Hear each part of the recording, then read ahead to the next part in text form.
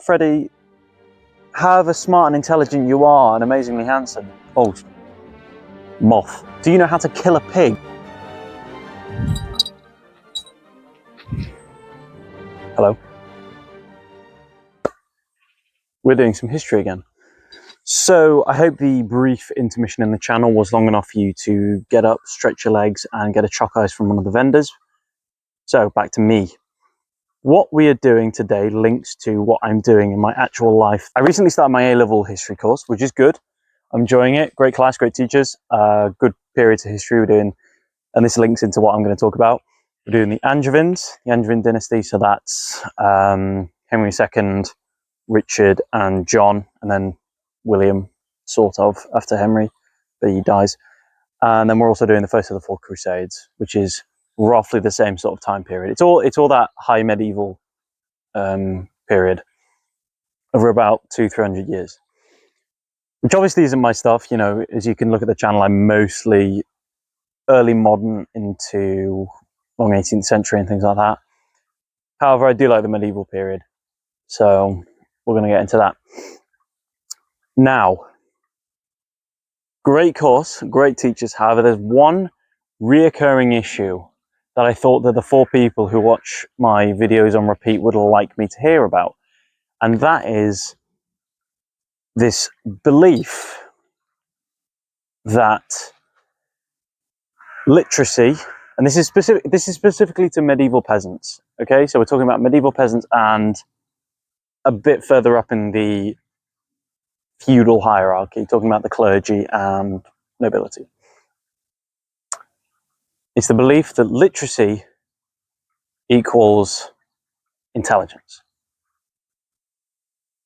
To explain a bit, there's this common belief that a medieval peasant, because he or she couldn't typically read or write, that made him stupid. And the fact that literacy was only something that the clergy held onto and some members of the nobility, which is wrong. Forest is attacking me. What we're going to get into is why that's wrong, how that's wrong, and so we are going to start with the idea that literacy rates were low, which is correct. And obviously this is correct, and it's correct until about the 1830s, when fairly widespread education starts coming in and education reforms start happening. Obviously we're focusing on the medieval period, so it's a bit more emphasized because it tends to follow those class distinctions. However, you've got to think that between nearly all of history behind it, about the early to mid 19th century was when literacy rates started to rise. Before then, it wasn't really a thing. So your medieval peasant, there's a belief that because this medieval peasant, let's call him Pleasant the peasant.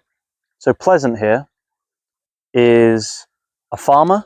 He's not necessarily a subsistence farmer. He takes his goods to market. He is able to do trade, and he is living his life. He lives with his family and things like that. So Pleasant is a peasant and can't read or write. Wasn't taught to read or write. In the eyes of this theory, he's stupid, because this theory equates intellectual knowledge to literacy. And we'd understand that looking at our perspective of things. Oh, there's a moth on me. Pretty weird. Moth. So, I'm sort of making a video. Are you just going to dance around here? Oh.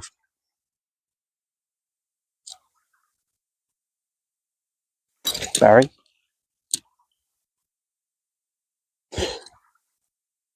So, anyway, what was I talking about? Literacy, yeah. So in our modern world, if you can't read or write, you can't do much. You can't advance yourself, because education is based on reading and writing. That's what you do in school. You do phonetics when you're a very young child, so you learn how to form words. You then read sentences in primary school. You then read books in high school. You then do papers in further education. And you need to read and write to do all that. However, Pleasant doesn't. He doesn't have education in that kind of way. And to use an example that an actual person has told me that should know more, imagine Pleasant has his plough. Pleasant somehow breaks his plough. According to this theory, Pleasant, because he cannot read or write, cannot turn to the instruction manual, obviously given by the plough, and figure out how to fix it. I really hope that things are firing in your brain right now to say that that's wrong. So, medieval knowledge was practical. There was theoretical knowledge, the idea of theology and philosophy and other different scientific forms which are coming around, but a lot of it was practical, especially for the working lay person. I mean, it's just someone not in the church. So you knew how to fix things, or at least if you didn't, you had a brother or a cousin or a father or an uncle or a nephew who knew how to fix them. And okay, we can go back in time and I could say to Pleasant, look, you are stupid because you cannot do maths or recite poetry or read this receipt. However, he could then turn to me and say, well, Freddie, however smart and intelligent you are and amazingly handsome, do you know how to sow the correct seeds in a field for the time of year for the rotation of crops? Do you know how to dye cloth if, say, Pleasant was a dyer, or any of the other numerous trades such as blacksmiths, dyers, tailors, tanners, scribes, scriveners, all these different people, and even the non-specialized roles like bailiffs and sheriffs? You still have this knowledge. So you could say these things to me, and he's like, well, do you know how to do these technical roles, or do you know how to kill a pig? It's that sort of, they knew things they didn't need to read and write. This claim is like saying I could put someone in a room with a blank wall, a can of paint and a paintbrush and tell them to paint the wall. However, because they've never read how to paint a wall, they wouldn't know how to do it. It just doesn't work. It's practical knowledge that a person can use. So the reason I decided to make a video on this is because it's being taught to me. That's a bit weird, but I really hope that moth hasn't gotten anywhere. But it's information that's being taught, not typically in the reenactment or the historical interpretation or the archaeological field, because they're more hands-on, but in the academic historical field, it's a possibility people are learning this, which is an issue because it's wrong. And I don't know many reenactors who would echo these things for the most part. However, it's still an issue enough. And so that's why I thought I'd make this video, clear up a few things, and get it out of my system a bit. Okay, cool. So I'll see you next time. I should be having some more videos out soon because I do enjoy it, but I've just been busy. I've been doing exams and stuff. So I'll get back to it.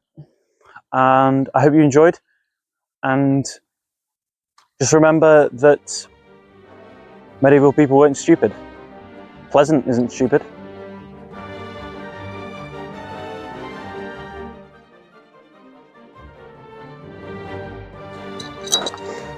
Okay, so this is a bit of a PS, but I'm looking to put more videos out. I wouldn't mind a bit of guidance if you've got any amazingly burning topics that you want this idiot to cover, or I've got a video in mind for an American Civil War event that I'm doing later this year, and I'll go through what I'm wearing, the history of the regiment, things like that. So I think that might be interesting. Other than that, we'll see you next time. Hope you enjoyed, and make sure to buy something at the gift shop on the way out. So